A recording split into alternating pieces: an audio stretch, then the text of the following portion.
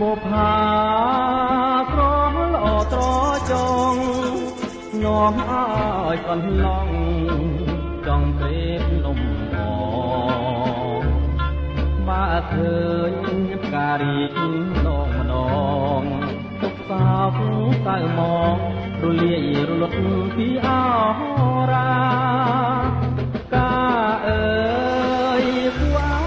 សូចិត្តទុកសោករួមរឹកព្រោះក្តីស្នេហាសូមញ៉ាទាំងខ្លួននឹងសង្ខារបើសិនមិនមេត្តាកន្លងលៀបការវិលទៅស្រុកវិញ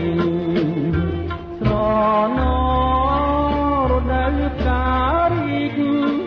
សំសាមរយពីមេឃការរីកដោយគ្មាន